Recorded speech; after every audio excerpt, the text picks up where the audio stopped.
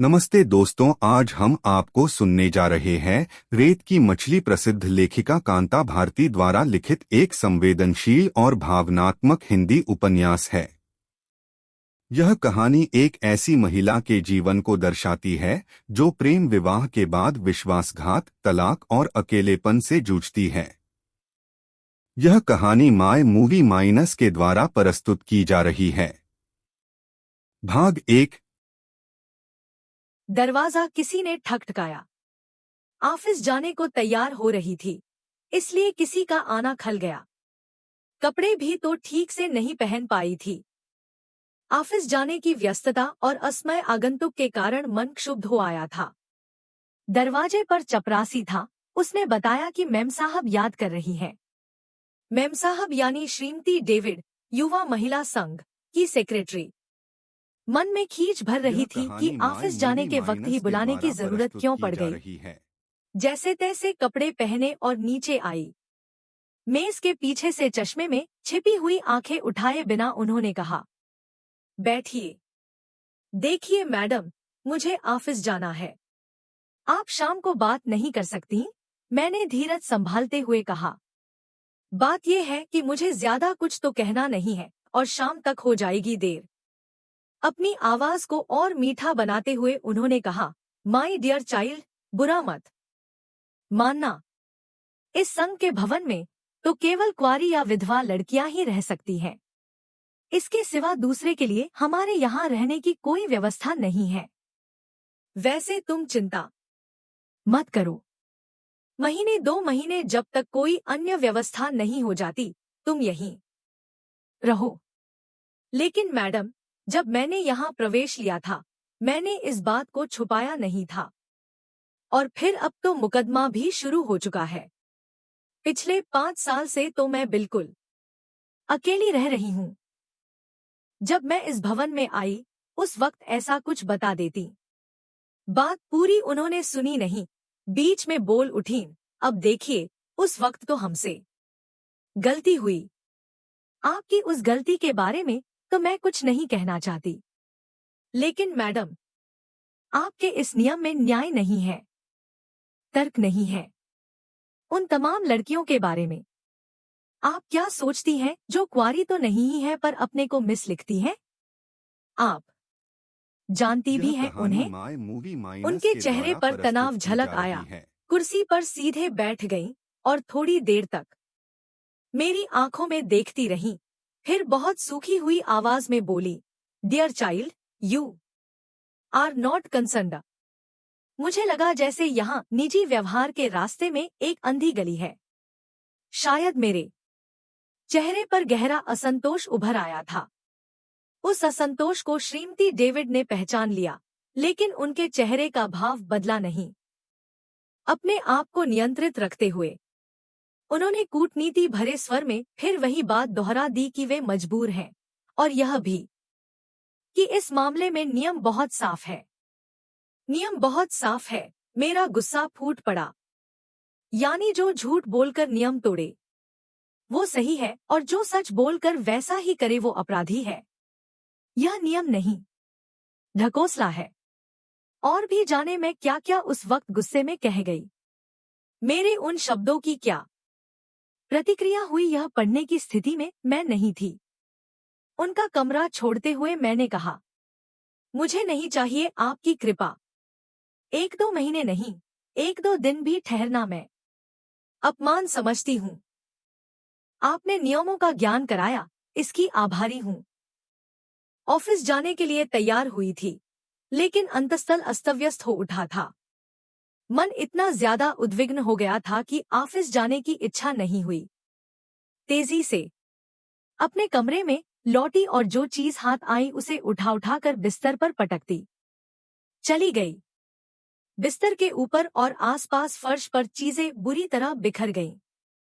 सच तो यह है कि क्षोभ की अभिव्यक्ति के सिवा यह भवन छोड़ने की तैयारी भी करनी है, यह मैं भूल गई। उधड़ गए बिस्तर के सिरे से एक नन्हा सा रुपहला फ्रेम चमक रहा था। फ्रेम के बीच में दिखाई देते काले सफेद धब्बों के बीच अचानक एक कोमल चेहरा उभर आया। उस कोमल आकृति के उभरते ही जैसे खौलता हुआ क्षोभ धीरे धीरे बैठने लगा। क्षुभ। मन आर्द्र हो आया। आंखों की कोर भी गीली हो आई। साहस नहीं हुआ कि रुपहले फ्रेम में मड़ी हुई एक भोले चेहरे की वह तस्वीर हाथ में उठा लूं। क्षोभ का वह उबाल थम गया था, इसलिए धीरे धीरे बिखरा हुआ सामान एकत्र करती रही। लेकिन ऐसा लगा कि जैसे जैसे मैं सामान इकट्ठा करती जाती हूँ, मन की गांठें बिखरती जाती है, जैसे एक कसी हुई रस्सी जिसका एक एक तार बिखरता जा रहा हो। यह कहानी माय एक मूवी चीज के माइनस के द्वारा प्रस्तुत साथ की जा जुड़ी रही किसी है। दूसरी चीज के अलग होते ही सब कुछ बिखरने लगा, सब कुछ टूटने लगा। परित्यक्ता केवल इसी एक शब्द के साथ बिखराव और टूटन की लंबी श्रृंखला जुड़ी हुई है। टूटन के इस अछोर क्रम में आज युवा महिला संघ के भवन से यह अलगाव भी स्वीकार करना होगा। दूसरा उपाय नहीं। निरंतर अपने आप से लड़ती हुई अब मैं यहाँ पर यह छोटी सी लड़ाई छेड़ दूं, यह नहीं होगा। हाथ एक निश्चित दृढ़ता के साथ काम करने लगे। थोड़ी देर में संघर्ष के जीवन से धड़कते हुए उस कमरे में निष्प्रभ वातावरण उतर आया। सामान अधिक नहीं था। उसे सावधानी से इकट्ठा करने के बाद मैं नीचे आई। फोन श्रीमती डेविड के ही कमरे में था। एक क्षण ठिठकने के बाद बिना उनकी ओर देखे मैं फोन की ओर बढ़ गई। उन्होंने भी संभवतः मेरी ओर नहीं देखा। कुमुद फोन पर ही मिल गई। मैंने कहा कि उसे तुरंत यहाँ युवा महिला संघ पहुंचना होगा। कुमुद को आने में कोई 20 मिनट से ज्यादा नहीं लगा होगा, लेकिन मुझे ऐसा अनुभव हुआ जैसे एक युग बीत गया हो। अभी वह टैक्सी से उतरी ही थी कि लपक कर मैं उसके पास पहुंच गई। मैंने कहा कि वह टैक्सी अभी जाने न दे। कुमुद कुछ पूछे कि इससे पहले मैं झपटती हुई अपने कमरे की तरफ बढ़ गई। सामान नौकर के बजाय खुद उठाकर किसी तरह लड़खड़ाती हुई टैक्सी के पास आई। कुमुद परेशान हो आई। मैंने उससे सिर्फ इतना ही कहा, घर चलो, वहीं सब कुछ बता दूंगी। छोटी सी कोठरी कहाँ जा सकता है उसे। एक बड़ी कोठी के सर्वेंट क्वार्टर की मामूली सी कोठरी। अवसर दूसरा होता तो शायद मन से निकलता कि महलों से झोपड़ी में आ गई, लेकिन कुछ सोच न सकी। कुमुद की सहानुभूति से वह कोठरी बिना सजावट के ही सज आई थी, लेकिन फिर भी मन बहुत उद्विग्न होकर भटकने लगा। सामान खोलकर रखते हुए बार बार बरसों पहले का अपना वह घर स्मृति को छू जाता था, जिसे कभी मैंने और शोभन ने बड़े यत्न से गुलाब, पंसुतिया और नील कमल उगा कर अपने हाथों सजाया था। उसमें कैक्टस पर लताएं चढ़ा दी थी। वह सुंदर सा घरौंदा था जिसे बड़े प्यार से सजाया था। वह घर सादा था लेकिन सुख से फूलता था। कहाँ होगा, कैसा होगा इस घर का सुख सौरभ। डाल से गिरे किसी पत्ते की तरह बरसों में भटकी हूं, और आज अगर कुमुद का स्नेह मुझे अटका न लेता तो किस अतल में ठहरना होता यह नहीं जानती। सहारा और साया। उसने कहा था कि वह जीवन भर मेरे लिए खड़ा रहेगा, मुझे छाया देगा।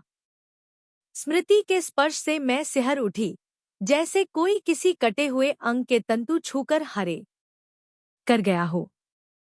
बरसों के भटकाव के बाद कुमुद के स्नेह की इस अंजुरी में ठहरकर मैं जैसे मोहाविष्ट हो आई, डूब डूब जाने लगी। झूठी वितृष्णाओं से चमकती हुई दूर तक फैली रेत और रेत में उभरते झूठे साए। शायद अनहोनी घट जाए, शायद आज शाम मुझे कोई लिवाने चला आए। शायद ये विवश चरण उसके दरवाजे तक जाकर ठहर जाया। शायद